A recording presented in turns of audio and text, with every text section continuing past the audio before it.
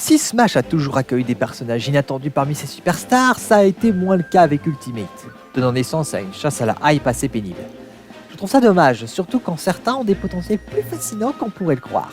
Par exemple, un certain personnage vu que comme un moyen de changer le moveset d'un combattant déjà présent dans les spéculations avant la sortie, pourrait selon moi être son propre combattant fascinant. Vous ne me croyez pas ? Eh bien laissez-moi vous partager mes idées.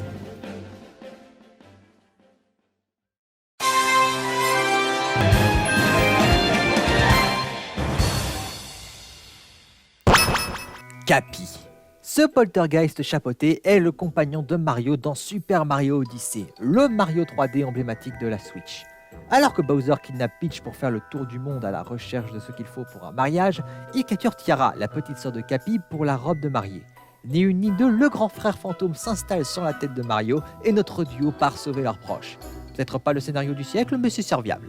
Alors, Mario est une série de jeux vidéo vaste et diversifiée.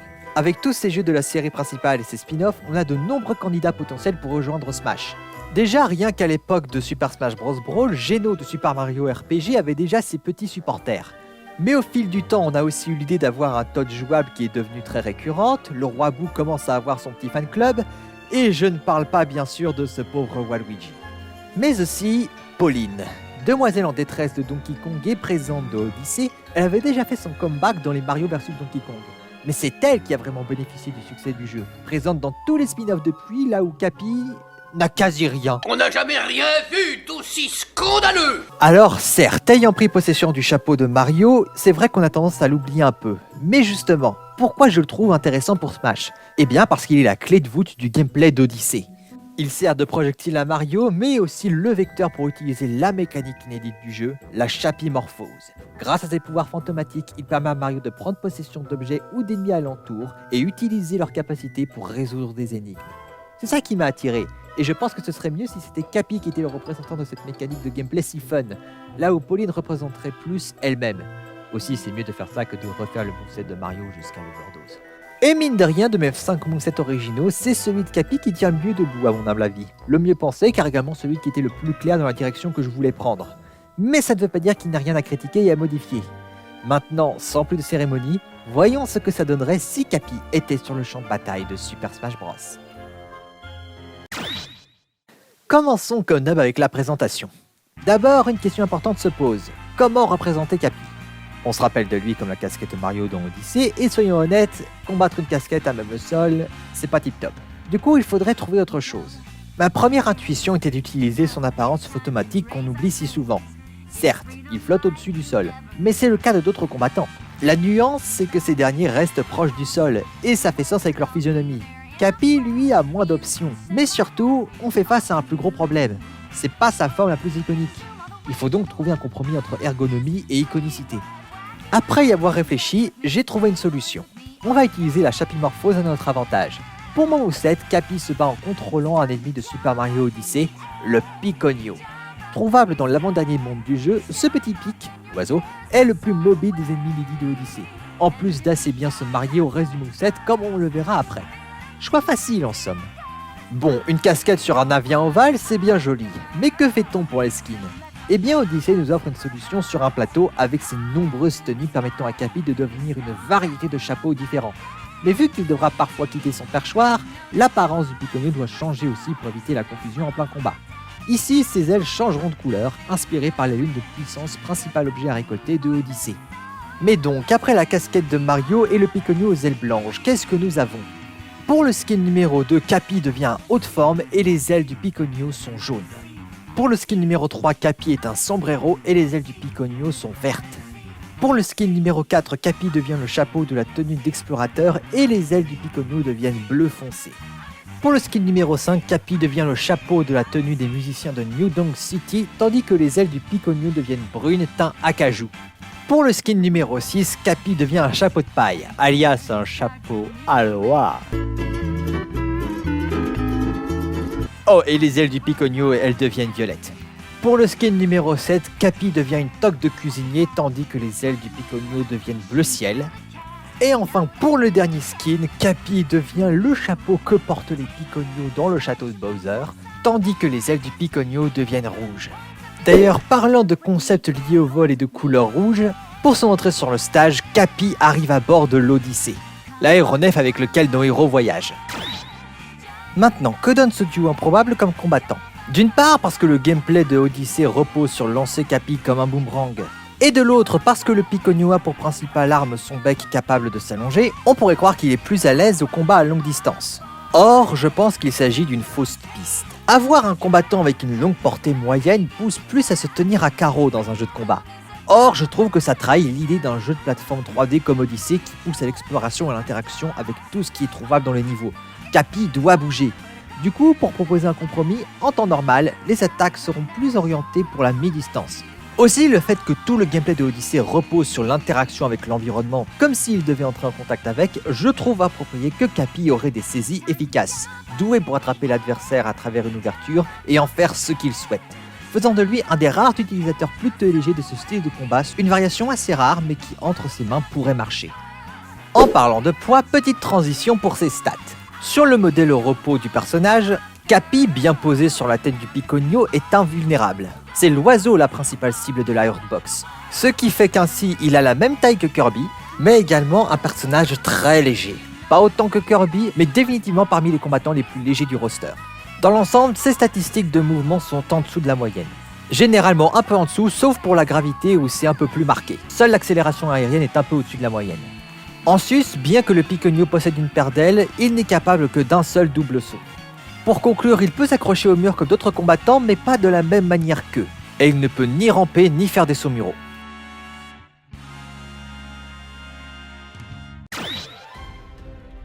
Allez, assez flâné sur un crâne de piaf, il est temps pour Cappy de se bouger un peu. Son direct consiste en un seul coup de bec inspiré par l'attaque de base du Piconio. C'est un direct consécutif, maintenir à appuyer le fait utiliser à répétition. Il possède aussi un sweet spot à la pointe du bec. Pour l'attaque côté, le Piconio utilise une autre de ses attaques, le coup de bec tournoyant. La manière dont il l'utilise rappelle le coup de pied retourné de Mario. Pour l'attaque haut, c'est Cappy qui attaque directement. Il balaye l'air au-dessus de lui en arc, inspiré par les lancers strictement verticaux qu'il est possible d'exécuter dans Odyssey.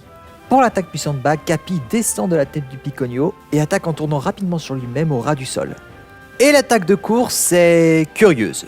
Visuellement, pas mécaniquement.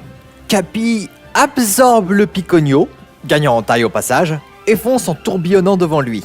Outre le rôle d'arme que remplit Cappy, cette attaque fait un peu également référence au système de voyage rapide de Super Mario Odyssey, ainsi que les antagonistes secondaires du jeu, les Broodals, qui peuvent attaquer en rentrant dans leur chapeau et en fonçant sur Mario. Quand ils se relèvent alors qu'ils sont à terre, ils attaquent avec un coup de bec tournoyant, et quand ils remontent sur le stage, ils attaquent en faisant s'abattre le bec du Piconio sur le sol. Pour la plupart de ses attaques Smash, Cappy utilise le chapeau haute forme mécanique de Bowser dans Super Mario Odyssey. Chapeau que Mario peut utiliser contre lui, ça tombe bien. L'attaque Smash côté est un bon gros coup de poing vers l'avant. Pour l'attaque Smash haut, le sommet du chapeau s'ouvre et un autre point mécanique en sort. Enfin, la dernière attaque Smash est la seule qui n'inclut pas le haute forme mécanique. À la place, elle est basée sur une technique naturelle avec Cappy, le lancer circulaire. Cappy se lance, tournant autour du Piconio et frappant les adversaires autour de lui. Il fait 2 tours mais reste à la même distance du Piconio. Pour les attaques aériennes, on va faire le tout un petit peu dans le désordre ici. Pour l'attaque aérienne neutre, Cappy tourne tout autour du Piconio. Pour l'attaque aérienne haut, Cappy fait une attaque tournoyante tout en bondissant du Piconio. Pour l'attaque aérienne arrière, Cappy devient à nouveau le haut de forme de Bowser et donne plusieurs coups de poing à la suite. Une attaque assez similaire à celle de Banjo et Kazooie. Pour l'attaque aérienne avant, il donne un coup avec son bec vers l'avant, un peu comme ce que fait Sephiroth. Cette attaque a elle aussi un sweet spot à la pointe du bec. Et l'attaque aérienne bas est aussi un coup de bec vers le bas avec un sweet spot. Si j'ai gardé ces 2 attaques pour la fin, c'est parce qu'elles sont liées à une mécanique de combattant unique à Cappy. J'ai nommé bec catapulte. Avec ces 2 attaques, Cappy peut planter son bec dans les murs et le sol comme font Corrin et Sephiroth. Il peut alors sauter depuis cette position. Mais surtout, il a une mécanique personnelle. Le joueur peut orienter le joystick horizontalement ou verticalement et Cappy plie son bec dans la direction choisie. Et en appuyant sur le bouton de saut dans cette pose, il fait un bond colossal dans la direction opposée, lui permettant de fendre les airs en se catapultant, lui donnant un bon mouvement aérien bien qu'un peu saugrenu. Après ce petit détour, revenons aux attaques. Pour sa saisie, Cappy quitte son perchoir en reprenant sa forme fantomatique. C'est lui qui attrape l'adversaire en le capturant par la tête sous sa forme de chapeau. Quant au pummel, c'est le Piconio qui s'en charge en picorant l'adversaire. Pour le lancer avant, c'est Cappy qui projette l'adversaire de toutes ses forces. Le lancer arrière est quelque peu acrobatique. Le Piconio se plante dans le sol, plie son bec, attrape l'adversaire par les pattes et utilise l'élan pour catapulter l'adversaire. Pour le lancer haut, Capi soulève l'adversaire en l'air pour ensuite le plaquer au sol. Et enfin, pour le lancer bas, Capi plaque l'adversaire au sol, tandis que le Piconio arrose l'adversaire de coups de bec. Et maintenant, les provoques. Pour la provoque haut, Capi redevient lui-même et caresse le Piconio pour le féliciter de son bon travail. Pour la provoque bas, le Piconio plante son bec dans le sol, déterrant une pièce au passage. Ça peut être soit la monnaie courante jaune, soit une des pièces régionales de Odyssée. A noter que l'apparence de la monnaie régionale change en fonction du skin de Capi pour coller à son chapeau. Et enfin, pour sa provoque côté, Capi sort une brochure et la consulte. Une brochure pour quel endroit? Pour le stage où il se trouve, pardi. Et ce faisant, il fait un commentaire sur le champ de bataille au passage.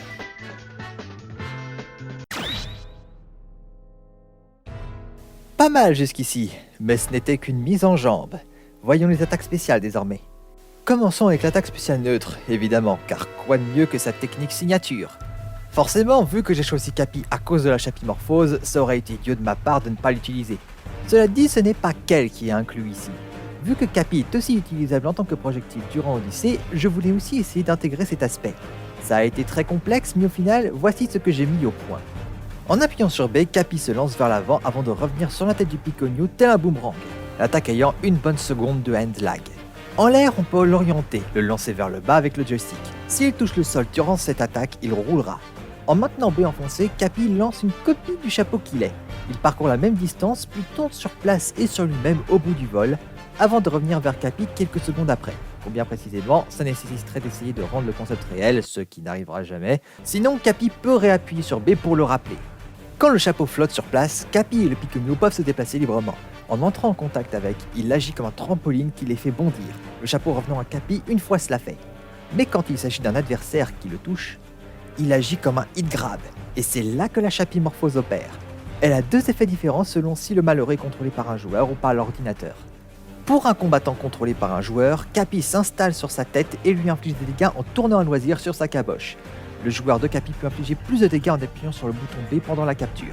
Mais pour un combattant contrôlé par l'ordinateur, c'est là qu'enfin vient ce que vous attendiez. Il prend possession du personnage et le joueur de Capi peut alors contrôler le combattant en question pendant un certain temps. Combien précisément? Encore une fois, il faudrait tester en conditions réelles de game design. Je peux au moins affirmer 3 choses pour mon concept cependant. Premièrement, le temps de contrôle est le même pour tous les combattants et non proportionnel aux dégâts. Il est donc relativement long pour un combat de 2 minutes 30. 2. Il quitte le corps du combattant automatiquement au bout ou manuellement en appuyant sur le bouton de B plus le bouton de bouclier. 2 fois B pour les clean d'estive. Cette version a plus de hand lag que la version normale.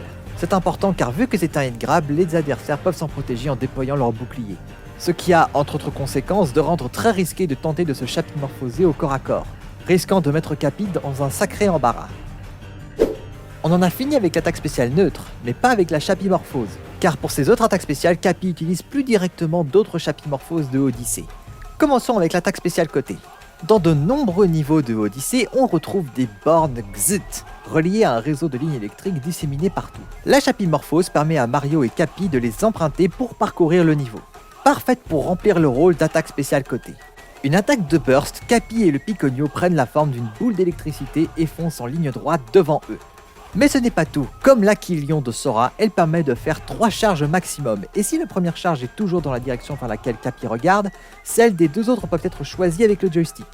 Il y a cependant 2 grosses différences. Les trajectoires de lignes Xyt sont strictement horizontales et verticales et ne permettent qu'une seule charge de chaque direction, pour éviter de rendre l'attaque spéciale haut obsolète. A propos, passons à elle. Pour ces dernières attaques spéciales, le Piconio contrôlé par Capi est remplacé par un nouvel ennemi. Pour l'attaque spéciale haut, on reprend une idée du premier jet, mais à un nouveau poste. Le Giclopode, un ennemi original de Odyssée, cette espèce de pieuvre est constamment entourée d'une énorme bulle remplie d'eau. Et comme son nom l'indique, il peut faire gicler l'eau hors de la bulle, lui permettant de se déplacer, voler même à grande vitesse dans n'importe quelle direction. Qui pourrait ne pas avoir l'idée d'en faire une attaque spéciale haut, hein? A première vue, l'attaque est similaire à l'attaque spéciale haut d'Amphinobi. Le joueur est libre de choisir n'importe quelle direction, diagonale comprise, avec le joystick, pour que Capi et le Giclopode volent dans la direction choisie. Utilisant l'eau de la bulle pour se propulser, le jet est efficace pour repousser des adversaires quand Capi et lui sont au-dessus du vide du stage, Qui plus est, ils peuvent voler dans une deuxième direction au choix au bout du premier vol. Du moins quand la bulle est à sa taille maximale. Ouais, l'attaque a une contrainte que j'avais gardée secret jusqu'ici. Elle fonctionne différemment selon la taille de la bulle. Toute l'eau est consommée à chaque utilisation. Pas d'inquiétude, elle est toujours disponible. Mais tant que la bulle n'est pas complètement reformée, ce qui prend 10 secondes par ailleurs, elle ne peut propulser Cappy que dans une direction et par défaut, c'est toujours vers le haut. Aussi, dans tous les cas, Cappy finit en chute libre à la fin de l'attaque. Pour conclure, vu qu'on a une nouvelle attaque spéciale haut, qu'est-il arrivé à l'ancienne? Eh bien, elle est devenue la nouvelle attaque spéciale bas, et change de poste. Le Poupousse, un autre ennemi inédit de Odyssée. Les racines qui lui servent de pattes peuvent s'allonger, lui permettant d'atteindre des hauteurs assez honorables. L'attaque que j'en ai tirée fonctionne différemment si faite à terre ou en l'air.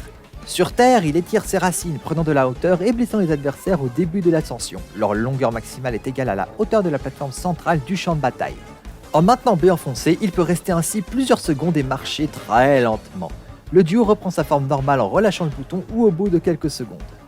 En l'air, c'est un command grab où les racines essayent d'attraper quelqu'un qui se trouverait sous le Poupousse. Si elles y parviennent, il fonce et écrase sa proie. Si les pourcentages de dégâts de l'adversaire sont supérieurs ou égaux à 50%, l'attaque a un effet météore instantané.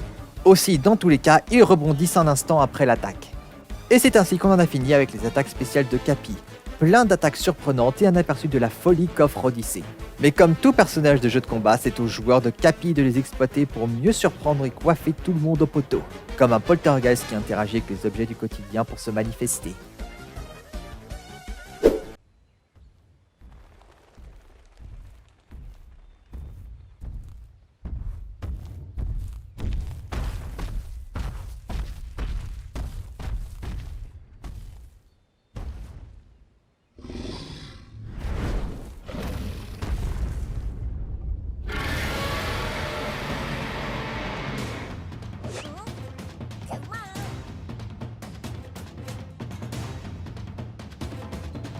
Connu de tous depuis le deuxième trailer de Super Mario Odyssey, ce tyrannosaure est un des aspects les plus iconiques du jeu.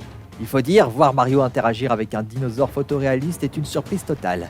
Tout le monde adore, tellement que beaucoup aimeraient voir le Final Smash actuel de Mario être remplacé par ce dinosaure. Possiblement. Je dis pas que c'est une mauvaise idée, mais bon, vu qu'ici on parle de Cappy, je ne vois aucune raison de ne pas le lui donner. C'est un Final Smash très simple, fonctionnant quasiment comme celui de Ganondorf. Chargé par l'énergie de la balle Smash, Cappy fait appel au T-Rex et prend possession de ce dernier. Devenu le plus redouté des dinosaures prédateurs, il rugit fièrement, sonnant ses adversaires trop près, et puis charge dans la direction vers laquelle il fait face, entraînant tout le monde dans son passage. À la fin du Final Smash, Cappy retrouve le Piconio et reprend le combat après cet assaut soudain.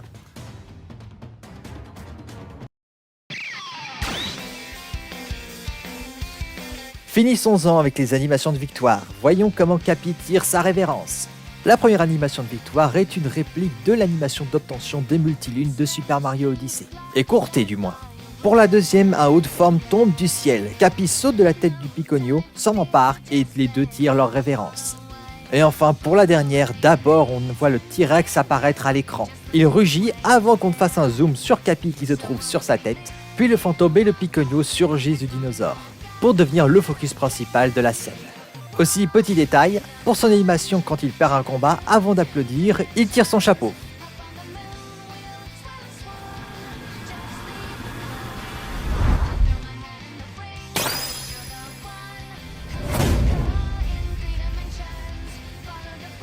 Et voilà ce que cela pourrait donner selon moi si Cappy était jouable dans Smash, profondément révisé après le premier jet datant de 5 ans avant. Je suis vraiment satisfait de ce nouveau moveset et j'ai vraiment le sentiment de lui avoir rendu justice. J'espère qu'il vous a plu autant qu'à moi et que vous apprécierez autant les movesets remakés qui arriveront. Merci d'avoir regardé cette vidéo. Si elle vous a plu, n'oubliez pas de mettre un like. Un commentaire gentil ou une critique constructive à faire, la section commentaires est ouverte. Si mon futur contenu vous intéresse, n'oubliez pas de vous abonner et d'activer la cloche. Et quant à moi, je vous donne rendez-vous pour le mois prochain pour le remake du moveset des Tiki Tac de Donkey Kong Country Returns. À la prochaine!